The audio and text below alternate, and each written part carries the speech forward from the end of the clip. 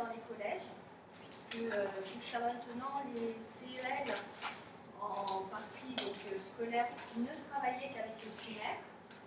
Donc moi, je fais partie du CEL Vico-Savone. On a repris le CEL il y a 2 ans. Et dans cette reprise, ça a été assez difficile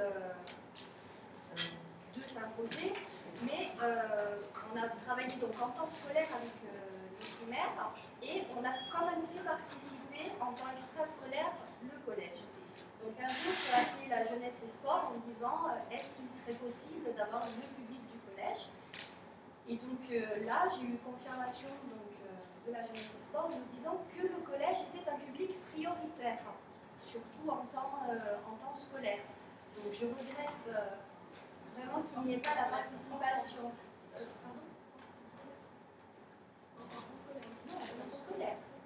Oui, le collège a un public, le public prioritaire dans le CEL, ce sont les 11-16 ans. Donc le collège fait vraiment partie de ce public prioritaire. Donc je regrette vraiment qu'il n'y ait pas les autres partenaires financiers de ce matin parce qu'on aurait pu en débattre, en parler, et puis avoir beaucoup plus d'explications.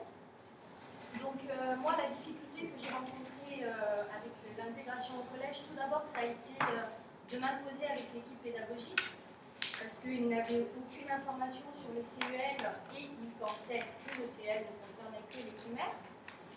Et ensuite, j'ai eu de nombreuses difficultés avec les communes, parce que le collège de Vico comprend 24 communes.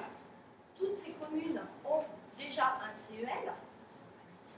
Donc, la réponse que j'ai eue en général, c'était nous avons déjà un CEL, nous participons déjà financièrement à la CEL, et nous n'avons pas à participer financièrement dans le collège de Vico. Alors que, bien évidemment, c'est une suite logique.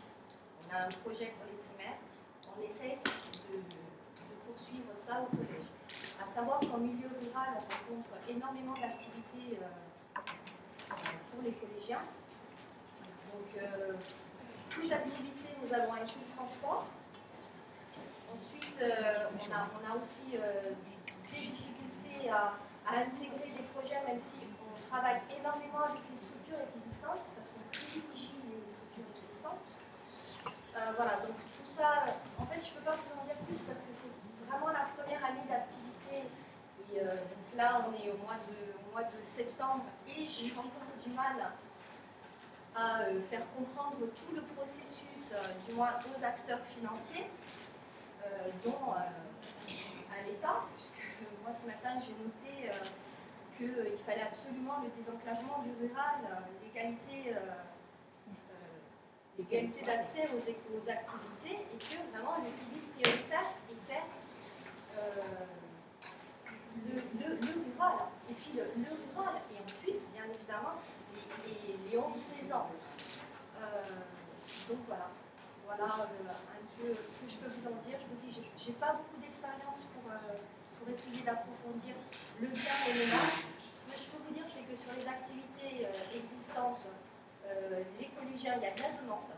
Il y a énormément de demandes. Voilà. Aussi, j'ai eu la chance de rencontrer une équipe pédagogique au collège de Vico, vraiment très intéressés, qui prennent vraiment part à toutes ces activités.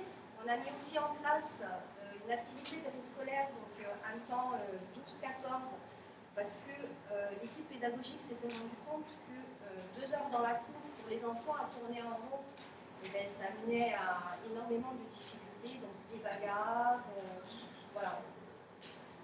Donc on a mis ces activités en place, donc on a mis du théâtre, de la musique et un espace cinéma.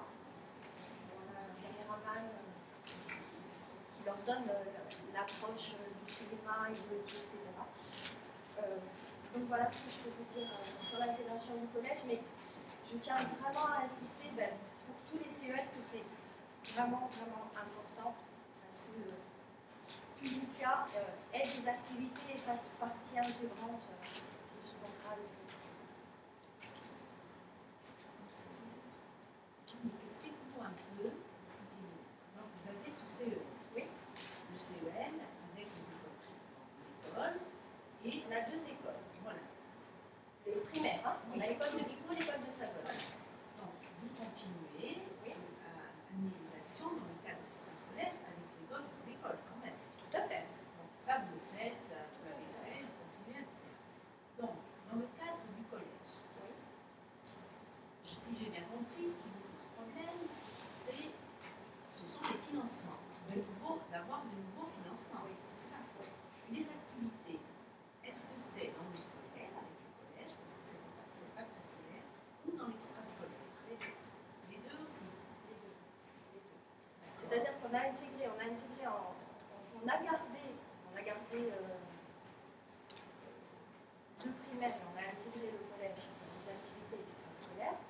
Et là où on rencontre des difficultés, c'est qu'automatiquement on a été obligé de demander une subvention supplémentaire aux communes. C'est-à-dire qu'on a un budget spécifique au primaire et on a un budget spécifique au collège. J'ai bien compris, il y a des communes qui ne veulent pas participer pour qui le ne collège. participent pas. Mais c'est après jeu. Tout à fait, mais je pense vraiment et je regrette qu'aujourd'hui les communes n'aient pas été invitées parce qu'elles sont quand même partie intégrante. Voilà, elles font partie intégrante du contrat éducatif local. À même titre, je dirais que la CTC, le Conseil général, voilà, peut-être qu'ils n'ont pas saisi dans ce sens-là, peut-être qu'ils ne se sentent pas assez responsables, peut-être que pour eux, on est juste là pour leur demander de l'argent. C'est pas du tout le cas. Il faut vraiment qu'ils fassent partie intégrante du contrat éducatif local. Donc il y a un gros manque de communication.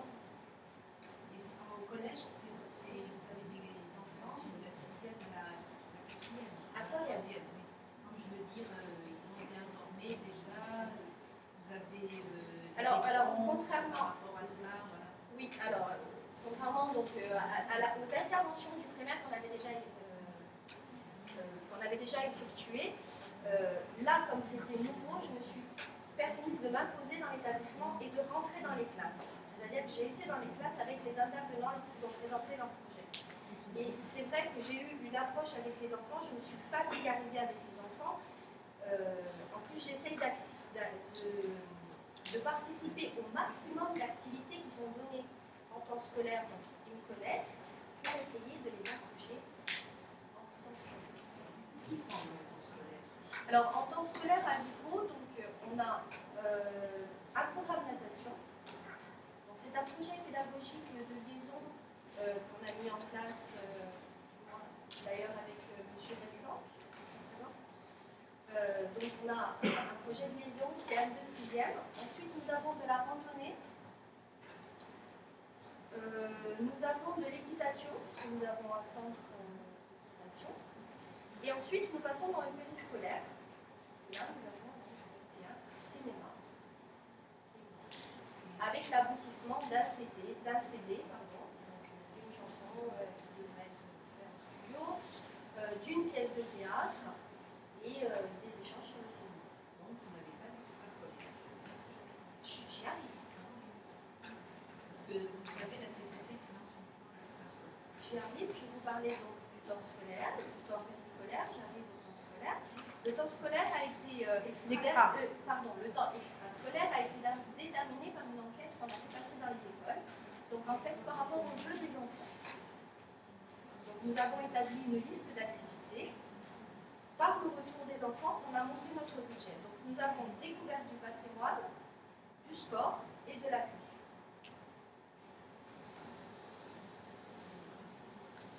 Un peu plus de détails peut-être sur une activité ou... Merci. Ce témoignage qui, je crois, montre bien aussi la difficulté à un moment donné de structurer autrement par rapport à des principes qui sont bien en place sur le premier degré. En fait, je voulais le brancher. En fait, ma clé est dedans, parce qu'on m'avait dit. Je l'ai mis sur la clé, regarde. Ah, super. Et il faut mettre le son. Ah, mince. Donc là, non. Ici, il y a des trous entrées USB. Ça va pas. D'accord. Dans le cadre d'une liaison cinématographique avec le collège. C'est vrai que c'est pas encouragé. Je pense à quelques collèges de rural, des auxquelles les enfants pourraient, Là, j'ai mis sur la clé. avec un esprit supérieur, faire bénéficier. Problème de financement avec les communes, peut-être. Vous savez que les communes sont responsables du fonctionnement des écoles. Des écoles. Alors que le collège et le lycée dépendent du fonctionnement de la collectivité. C'est peut-être l'idée qui me vient, c'est peut-être pour ça que vous avez une réticence au niveau des communes par rapport aux subventions supplémentaires pour les collèges. Alors que pour l'école, c'est plus naturel. Et c'est pour ça que les temps scolaires n'étaient que dans le premier degré. Quand vous avez posé la question, c'est l'an dernier qu'on a posé la question, on a recherché des textes qui stipulaient bien que c'était prioritaire au collège. Il n'y a pas de texte. Il n'y a pas de texte. Les textes précisent que tout bénéficiaire, les bénéficiaires aura des activités dans les 3 ans. Mais il n'y a pas de priorité dans le temps scolaire. S'entend ? Il n'y a pas de priorité 11, 15 ans dans le temps scolaire. La priorité donnée depuis quelques années, c'est l'adolescent en extra. Ce qui n'empêche pas une activité non scolaire. Hein. Mais la priorité, c'est ce public-là, parce qu'on n'arrivait pas à les toucher. Oui, mais On n'arrivait pas à les toucher. moi, je pense, c'est ce que j'essaie de travailler donc, avec les professeurs sportifs du collège, c'est que justement, si on n'arrive pas à les attraper Non. en scolaire, on a énormément de Non. mal. Attention, j'encourage votre expertise. Mais vous trouvez des intervenants. Dans les collèges, vous avez des professeurs. Qui sont des professeurs, des spécialistes de leur discipline. Alors qu'à l'école, vous avez des professeurs des écoles, qui sont des gens polyvalents. Qui ne sont pas des spécialistes. Qui n'ont pas le droit d'enseigner dans certains domaines, notamment EPS, sans l'intervenant qualifié. La problématique est totalement différente. D'où peut-être la difficulté. Alors, dans le cadre de la liaison de 6e, ça se comprend et c'est vraiment encouragé. Dans d'autres activités aussi. Mais dans le temps scolaire, j'ai entendu parler de randonnée, j'ai entendu parler de randonnée, équitation. Ça, c'est Dans le temps scolaire. Oui. Dans le temps scolaire. C'est donc dans le cadre sportif. Oui, tout à fait. le PS, avec l'aide du professeur. Tout à fait. Qui lui peut, et lui a le droit, par ses fonctions, a le droit de. Bon, une dernière question, peut-être, et ensuite on passera. Monsieur.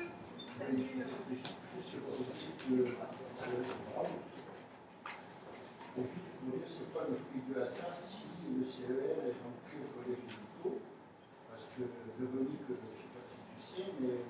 Delacroix, je me souviens, le principal du collège de Victo, qui n'est pas le même, et certains professeurs venaient aux réunions du CER à Savone, à l'époque où c'était primaire, ils venaient et ils participaient déjà. Effectivement, le CER n'allait pas au collège de Victo, mais le principal et certains professeurs venaient et mettaient le vœu de rentrer.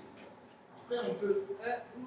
Moi, là, monsieur Tchekal, je suis pas du tout d'accord. D'ailleurs, je n'aime pas. C'est un témoignage, je ne sais pas de où. D'accord, mais en tout cas, de par mon expérience, moi j'ai eu énormément de mal à m'intégrer au collège. Parce que Comment vous justement, rentrez à CEL dans un emploi du temps de collège? Pardon? Comment vous rentrez à CEL de temps scolaire? Nous, on rentre à l'école primaire. C'est dans la journée. On travaille Après les scolaires,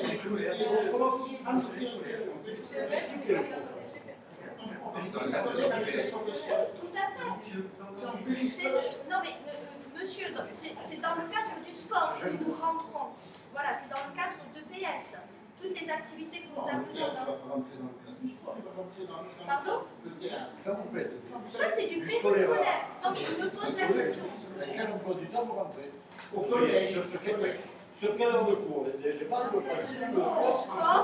sport et C'est dans le cadre des heures de PS, des élèves, qui sont pris en charge par leur professeur. Mais ils accèdent à de nouvelles activités. plutôt que de tourner en rond dans une course. Dernière question sur ce point. C'est dans le cadre de l'éducation physique et sportive. Le financement CEL rentre dans quel cadre? Parce que c'est normalement le sport Les transports. Les transports. Qui est voilà. Écoutez, mais si vous allez faire de l'équitation, vous sauvez la pile.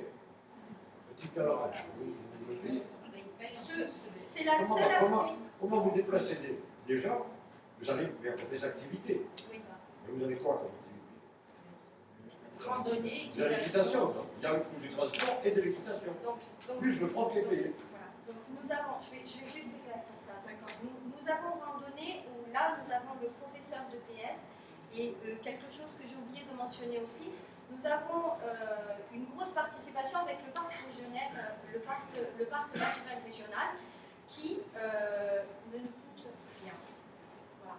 Donc, là aussi je regrette qu'il n'ait pas été invité parce que en tout cas pour notre CEL c'est vraiment aussi un acteur intégrant dans le budget, dans le fonctionnement.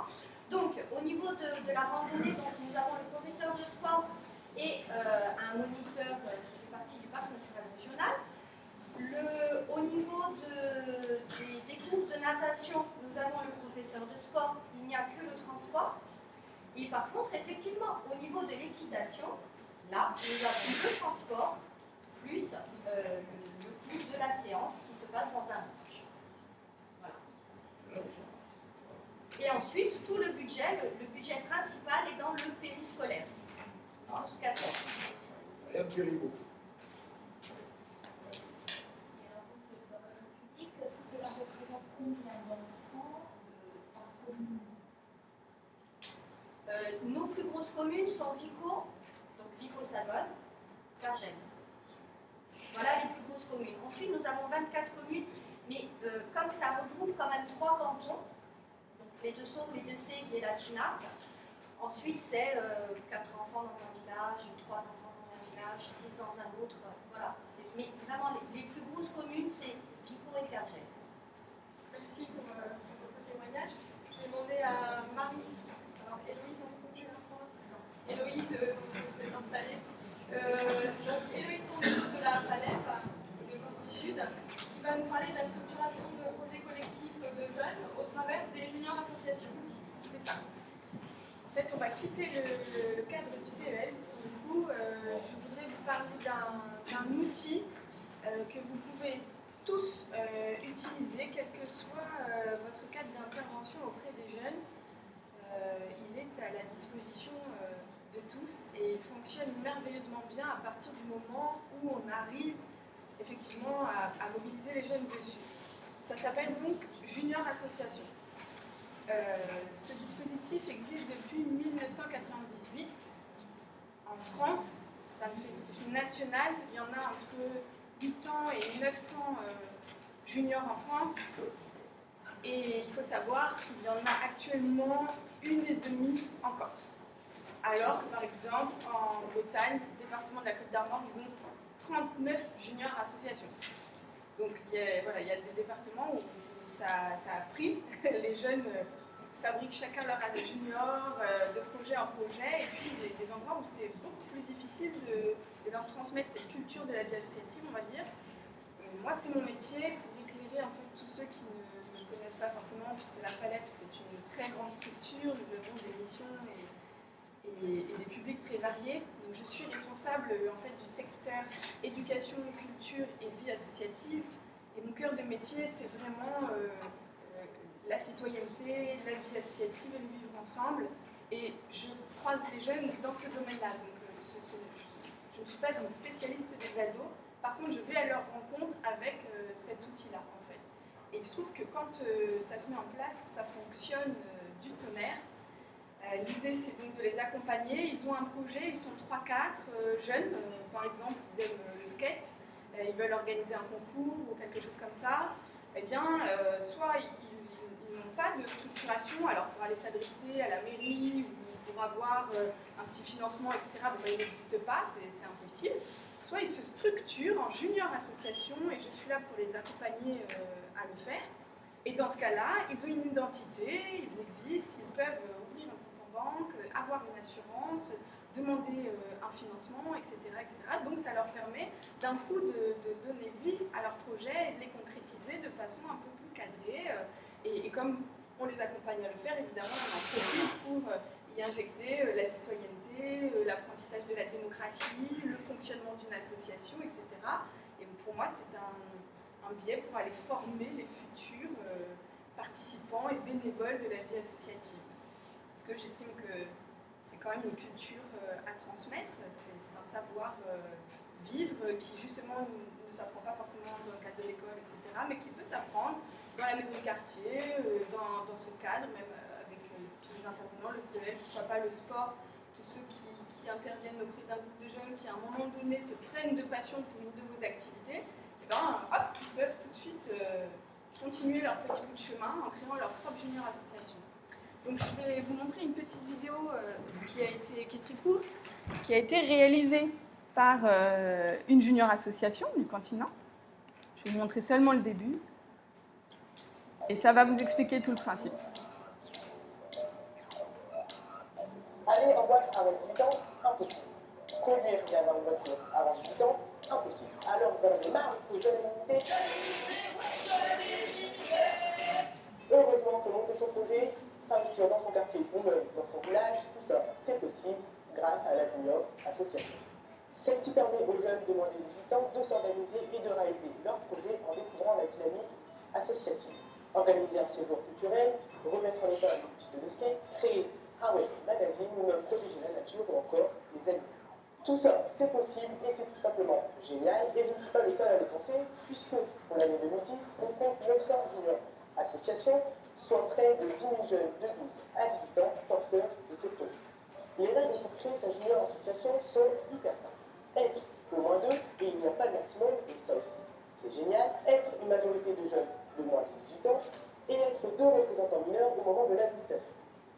Tout ce qu'il faut savoir pour créer sa junior association, ce sont le site du réseau national des juniors associations.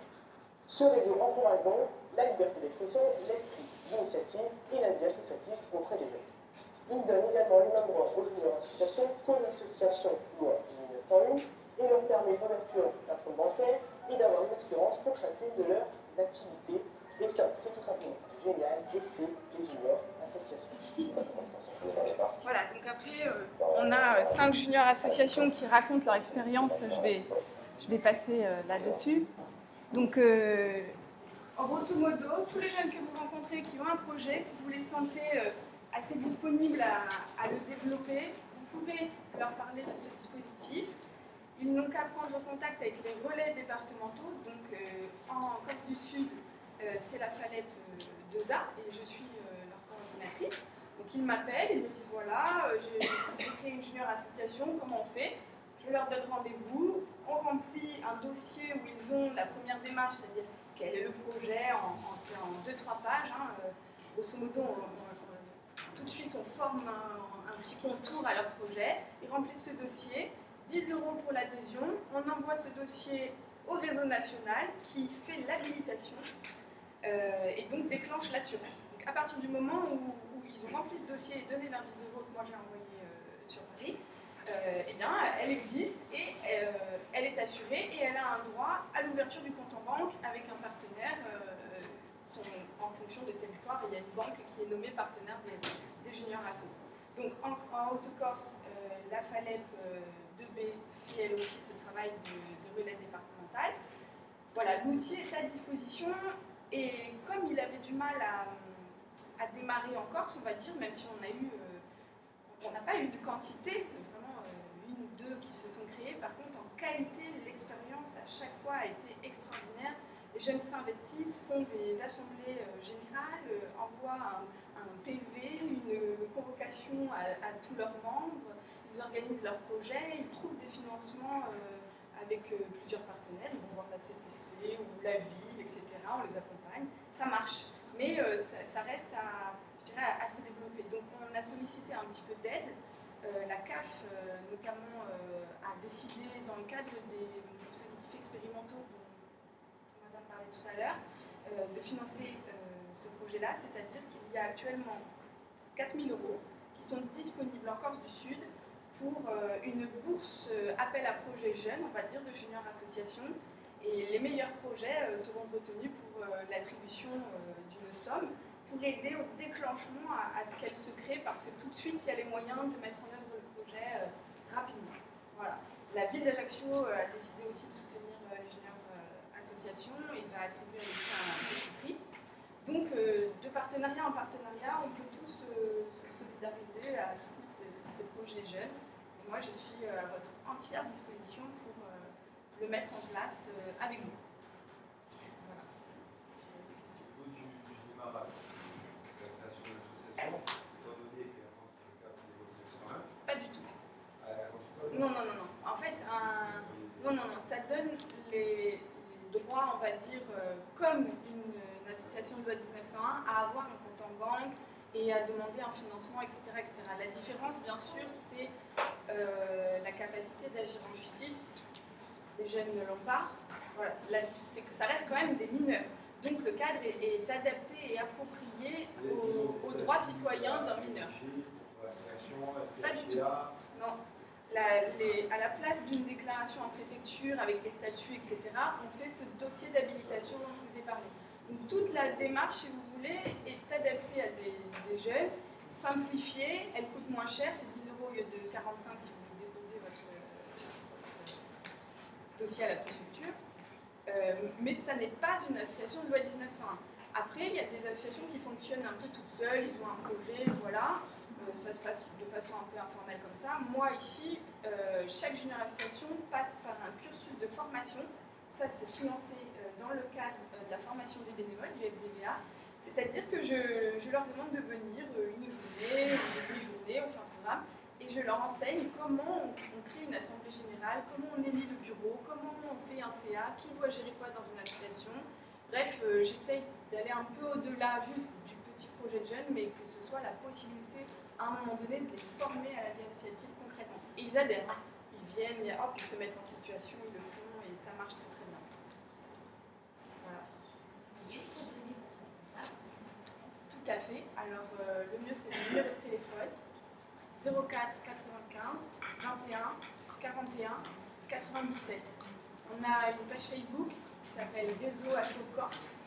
Dessus, on a créé un groupe de jeunes de Corse du Sud, etc. On essaye de le faire passer par Facebook. Voilà, pour nous contacter, c'est le plus simple. Et après, en fonction de chaque projet, de chaque groupe de jeunes, ou de chaque interlocuteur, on se déplace, on se rencontre, on met en œuvre.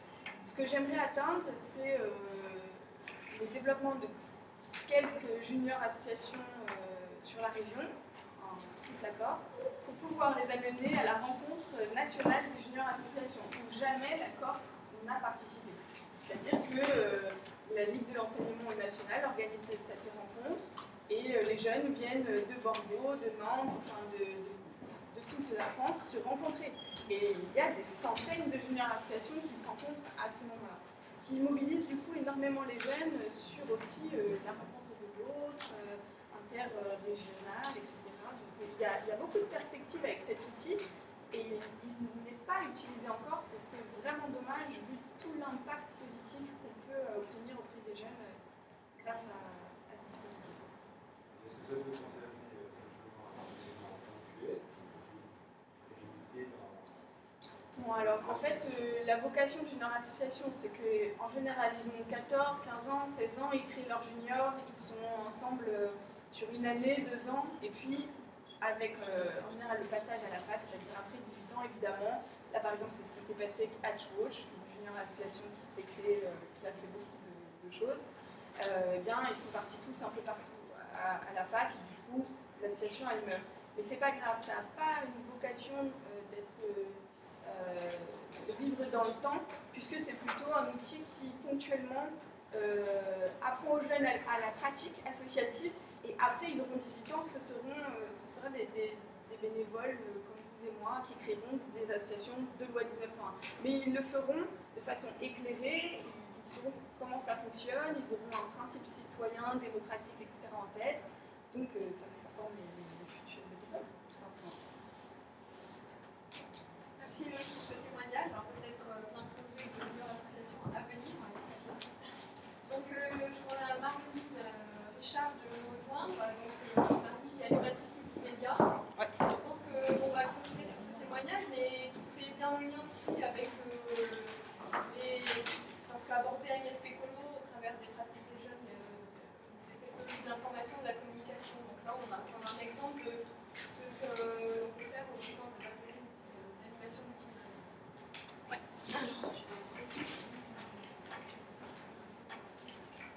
Voilà, alors donc moi je suis animatrice multimédia dans l'espace public numérique sur Follet, donc dans le Nord, hein, on parlait de la Corse du Sud aujourd'hui.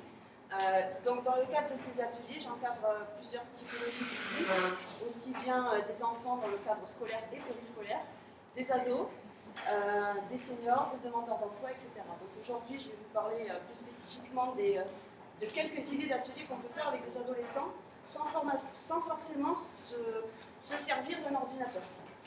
C'est le but aussi. Le but que n'importe quel animateur ou n'importe quelle personne dans une structure puisse refaire la même chose. Donc, premier atelier que j'ai proposé, c'est du light painting. Alors le light painting, c'est très simple, c'est une technique qui a été inventée par Picasso et qui permet en fait, grâce à un appareil photo, de faire de la lumière dans le noir. Donc en fait, bon ça c'est quelques exemples de réalisation. Donc au niveau du matériel, c'est très très simple, hein. Il suffit d'être dans le noir, donc ça, soit les petits ou les grands, ils aiment bien. Des habits sombres, un appareil photo numérique de n'importe quel type, un trépied si on a pour que justement l'appareil photo ne bouge pas trop pendant qu'on va prendre la photo, et des lampes torches frontales, des veilleuses, des smartphones qui font tout ce qui fait de la lumière en fait. J'ai essayé aussi avec des scanners, ça marche très bien, la lumière du scanner. Donc bon, ça c'est ce que j'avais pour débuter pour les adolescents. De faire des tests, essayer de bouger avec la lumière, voir essayer ce que ça va donner. De trouver des sources de lumière originales, donc ça peut être des guirlandes de Noël, des pochettes de plastique, des DS, etc. Et donc voilà ce qu'on peut arriver à faire. Alors le principe est tout simple, hein. Il y a une personne qui prend une photo, on est dans le noir, il y a quelqu'un qui se met ici, et derrière avec une source lumineuse, on fait des formes, et on prend une photo, il y a une personne qui est devant, et on règle l'objectif pour qu'en fait, la séance de captage dure par exemple 10 secondes, et pendant 10 secondes, ça va faire des photos, pendant qu'on fait des contours de dessin, et on va arriver sans aucun traitement à avoir une photo de ce style-là. Donc ça a été fait avec une guirlande de Noël. Ça a été fait avec quoi? Avec un appareil, avec un smartphone, les veilleuses d'un smartphone, et là justement avec une lampe torche, avec un calque de plastique bleu dessus. On peut faire aussi des contours de visage. Donc il y a des dessins qui ont été réalisés, enfin des photos qui ont été réalisées avec des enfants, des tout petits, et c'est les ados qui prenaient les photos, et d'autres vice-versa, c'est les ados qui qui faisaient les cobayes, on va dire, et les adolescents qui faisaient les tests. On peut faire des formes, ça va aller très très loin. La seule chose, c'est qu'il faut aller très vite, parce que si on a 10 secondes pour faire une forme, il ne faut pas non plus écrire trop de choses. Celui-là, ça a été fait, vous savez, quand on va acheter des glaces, des fois on a des glaçons lumineux dans les glaceries. Donc c'est des glaçons lumineux qui ont été récupérés et qui permettent en fait de faire des formes comme ça. Voilà, donc on peut écrire aussi. Ça a été fait de nuit, carrément, parce qu'on peut faire les ateliers en plein jour dans une salle sombre, mais on peut sortir aussi à l'extérieur le soir et faire ce type d'atelier. Donc le bilan, pour l'animateur, en fait, c'est facile à mettre en place, hein, il ne suffit pas beaucoup de matériel, et on peut demander au public d'amener son propre matériel, donc plein d'idées, plein de choses qui font de la lumière, en général, il y a pas mal de sources lumineuses, des lampes torches toutes simples.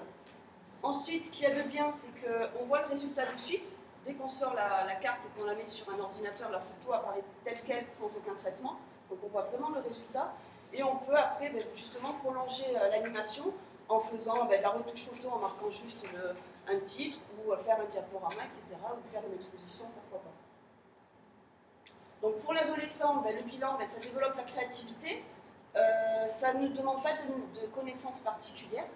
On peut se pratiquer de nuit à l'extérieur ou en mixant les publics. Donc je fais l'essai avec des maternelles, c'est sympa.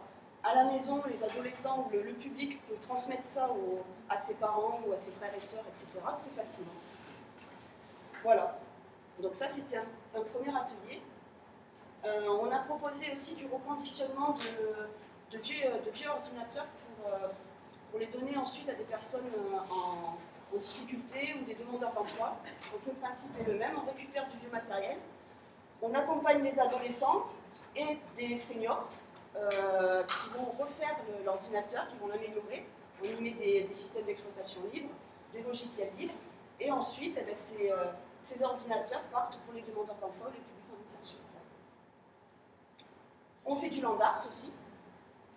Donc pareil, hein, le land art, on va dans la nature, on touche à rien et on décore la nature en fait.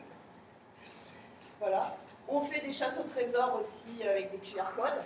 Donc on crée des QR codes, on va les placer un petit peu dans des endroits spécifiques qui vont donner des indices pour aller à un autre endroit, etc. etc. Donc on se balade sur la commune. Le QR code, oui, c'est un petit code comme ça. Et quand on le scanne, soit avec une tablette ou un smartphone, ça peut donner soit un lien vers un site internet, soit une phrase à décoder, etc. etc. Donc on en planque dans la commune, et puis on part à la recherche. Et ils en trouvent un, ça va leur dire allez, rendez-vous par exemple, je ne sais pas moi, au point d'information jeunesse, ils vont récupérer le message codé, après rendez-vous à l'école, etc. etc. On a testé un truc qui était vraiment sympa. On a demandé aux adolescents de venir présenter Facebook à des personnes âgées. Donc on les a mis par binôme, et c'est les adolescents qui ont montré chacun à une personne âgée comment ils utilisaient Facebook, pourquoi, et qu'est-ce qu'ils pouvaient en faire. Et ça, c'était vraiment excellent. Excellent. Et on a des projets à venir avec, j'allais dire Tata Lisa. Mais alors, juste, mon problème avec Marie-Lynne, c'est qu'elle est un petit peu loin, elle est affolée. Alors, ça fait des années que je la débauche. Là, elle est là cette semaine pour intervenir auprès des DE sur une thématique autour de la pleine nature et la conception de balades sensibles. Donc, comment valoriser notamment les sentiers de randonnée dans le Conseil général à la gestion par des propositions ludiques utilisant les nouvelles technologies. Donc, Marie-Lynne les a toute la semaine et donc ils ont bien voulu dans leur semaine nous consacrer une journée, donc ils ont interrompu leur semaine. Mais je vais plus loin et j'ai débauché Marie-Lynne. Donc j'ai fait des propositions malhonnêtes à son association pour qu'elle vienne. On va attaquer des expérimentations ici, des projets d'innovation sociale autour, on va dire, d'objectifs de mixité et d'innovation sociale qui vont reprendre beaucoup de choses que vous avez entendues dans la bouche tout à l'heure d'Agnès, mais on pourrait élargir à tous les publics, hein, parce qu'on a parlé, on a bien vu qu'il y a des questions de transmission, d'intergénérationnel, etc. Donc avec Marie-Lynne et aussi avec un autre animateur de PAM qui lui aussi est en Haute-Corse, qui est à Bastia, ils vont se relayer pour venir 2 fois dans le mois assurer des séances le soir et l'après-midi, donc soit le mardi, mercredi, soit vendredi, samedi, et offrir à tous les publics le type d'expérimentation que Marie-Lynne nous montre. Et également des séjours, donc on s'est porté candidat à un appel à projet Vie Vacances, donc on proposait un séjour dès la Toussaint sur la thématique pleine nature et nouvelles technologies, avec un animateur pleine nature emmenant vraiment les ados sur le terrain, etc. Et Marie-Lynne mixant un petit peu ce que vous venez de voir. Voilà, donc ce type d'expérimentation, nous, le centre, on se lance cette année vraiment à fond, on va essayer. Et puis on forme aussi donc d'autres derrière, parce que évidemment, Marie-Lynne et Gérard ne sont pas clonables à l'infini, et donc ils n'ont que 2 bras, et déjà se déplacer de Follet et de Bastia, c'est assez lourd. Donc je te laisse continuer sur le type d'expérimentation qu'on va mettre en place ici. Voilà, alors là, pour le type d'expérimentation, c'est surtout pour démontrer aux adolescents qu'avec du matériel, peu de matériel, et du matériel de récup, on peut faire plein de choses hyper sympas. Alors hyper sympa pour les jeunes et les moins jeunes, moi ce qui me fait vraiment rire, c'est on récupère par exemple des brosses à dents, des vieux vibreurs de téléphone, et on va faire des concours de brosses à dents dans des circuits. En fait, alors ça peut sembler tout bête comme ça, très rigolo, très fun, mais c'est pour déjà leur faire une première approche de l'électronique, leur faire aussi une approche de la réutilisation du matériel qu'on aurait jeté. Des téléphones portables, on en a tous à la maison, dans les tiroirs, ou alors on les jette. Là, il suffit juste de récupérer le vibreur et on peut s'amuser avec. Voilà, c'est un exemple. Et un autre exemple que j'ai testé, enfin, et que je vais mettre en place pour la fête de la science avec des maternelles. En fait, on va apprendre à faire de la pâte conductrice et de la pâte isolante avec de la farine de châtaigne, du citron, avec des colorants et des petites LED et des pupilles. Voilà. Et là, ça va s'allumer, ça va clignoter, chacun va devoir faire sa forme. Voilà. Un truc tout bête aussi, que j'aimerais bien qu'on fasse ici. En fait, on va récupérer des tuyaux en plastique pour en faire des supports d'ordinateurs portables qui chauffent. Hein. Et donc, grâce à du matériel de récup, c'est tout bête, c'est tout simple. Et ben voilà, les ordinateurs, les portables ne chaufferont plus. Voilà. Donc tout ça pour partager, échanger, recycler. Et puis les ados ont plein d'idées. Et j'espère que ça va marcher. Alors on appelle ce type de structure, d'habitude on entend beaucoup parler de Fab Lab, Hackerspace et tout ça. Et c'est vraiment pour faire un mode établir un mode de consommation collaborative et de permettre avec du vieux matériel de faire des belles choses. Voilà.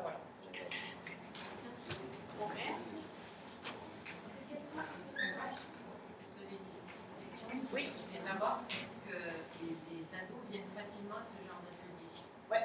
Facilement, parce que moi j'ai énormément de soucis à attirer des ados au niveau du CEL. Si ce n'est pas des activités super extra fun, karting, des trucs comme ça, déjà en activité extérieure c'est très difficile, mais je me demande que ça peut être en atelier, je n'ose même pas le mettre en place, parce que je me dis, et pourtant je suis dans le multimédia et tout ça, ça me fait énormément de faire ce genre d'atelier. J'ai énormément de mal à les attirer. Moi j'ai beaucoup de chance, c'est que je travaille avec les écoles, les maternelles, donc la plupart des ados je les ai eus tout petits. Voilà. Donc ils ont l'habitude de me voir, ils ont l'habitude de savoir que je bouge beaucoup et qu'on fait un petit peu n'importe quoi avec moi. Donc du coup ça leur plaît. Et il y a beaucoup de bouche à oreille surtout. Follet, c'est une commune qui est assez petite.